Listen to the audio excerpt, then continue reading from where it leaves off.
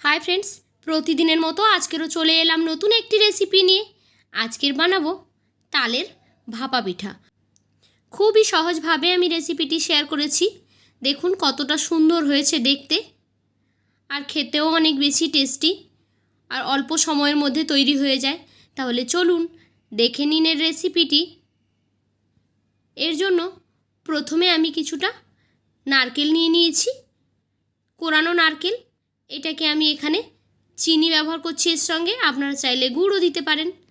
চিনি দিয়ে খুব ভালোভাবে নারকেলটাকে মাখিয়ে নিচ্ছি।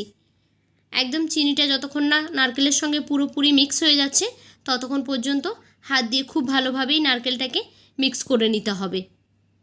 এখন এই নারকেলটাকে একটা সাইডে সরিয়ে রেখে দিচ্ছি। এবার আমি একটি মিক্সিং বোলের মধ্যে নিয়ে নিলাম 1 কাপ পরিমাণ চালের গুঁড়ি। শুকনো চালের গুঁড়ি আমি এখানে ব্যবহার করেছি। দিয়ে দিচ্ছি তার মধ্যে তালের রস 1 কাপ। প্রথমে আমি হাফ নিলাম, পরে হাফটা ইউজ করব। দিয়ে দিলাম হাফ কাপ চিনি। চিনির পরিমাণটা আপনারা কম বেশি করে নিতে পারেন। দিয়ে দিচ্ছি কিছুটা পরিমাণ নারকেলের কোড়া। এখন এই সমস্ত উপকরণকে হাত দিয়ে খুব ভালোভাবে মিক্স করে একটা ব্যাটার তৈরি করে নেব। একেবারে পাতলা নয়, আবার একেবারে শক্ত নয়, মাঝারি রকমের একটা ডো তৈরি করে নিতে হবে। ডো ঠিক নয়, একটা ব্যাটার মতো করে নিতে হবে, বেশ নরম নরম। এই যে দেখুন আমি তৈরি করে নিয়েছি, দেখেই বুঝতে পাচ্ছেন কতটা ঠিক হয়েছে। এখন আমি আগে থেকে কিছু কাঁঠাল পাতা পেড়ে ধুয়ে পরিষ্কার করে নিয়েছি। এখন এখান থেকে অল্প অল্প ব্যাটার নিয়ে এইভাবে কাঁঠাল পাতার উপরে প্রলেপ দিয়ে দিচ্ছি। খুব বেশি মোটা করবেন না, তাহলে কিন্তু অনেক সময় লাগবে পিঠাটা হতে। আর বেশি মোটা হলে অত বেশি খেতেও ভালো লাগে না। একটু পাতলা করে দিলে তাতে করে বেশি ভালো লাগবে। এইবার আগে যে নারকেলটা আমরা রেডি করে রেখেছিলাম চিনি দিয়ে, সেই নারকেলটাকে এখানে দিয়ে দিচ্ছি মাঝখানে পুরের মতো। খাওয়ার সময় নারকেলগুলো মুখে পড়লে অনেক বেশি টেস্ট লাগবে।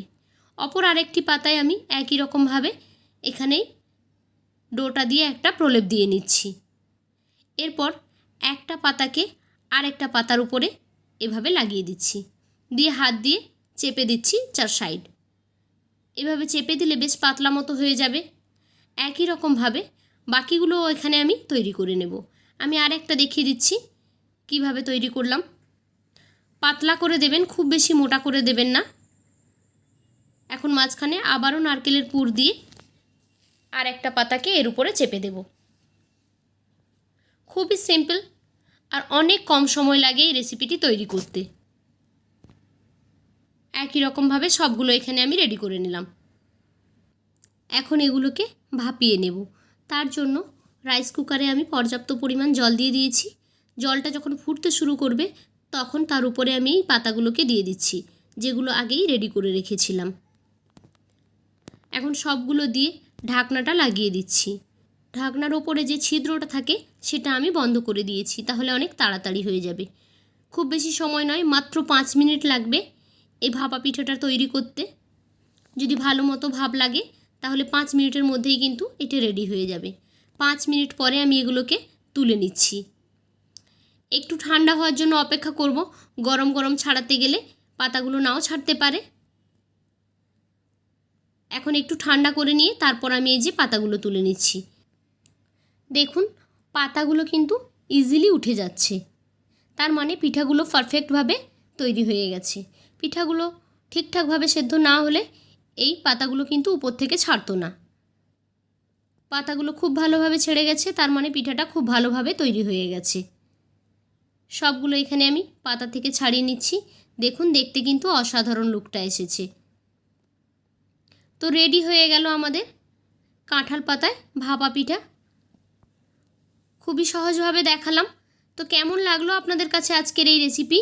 যদি ভালো লেগে থাকে তাহলে লাইক, কমেন্ট অ্যান্ড শেয়ার করবেন। এই রকমই রেসিপি পেতে আমার চ্যানেলটিকে সাবস্ক্রাইব করে বেল আইকনে ক্লিক করে নোটিফিকেশান অন করে দেবেন। তাহলে যখনই আমি কোনো নতুন ভিডিও আপলোড করব সেই ভিডিও নোটিফিকেশান সবার আগে পৌঁছে যাবে আপনাদের ফোনে। টাটা।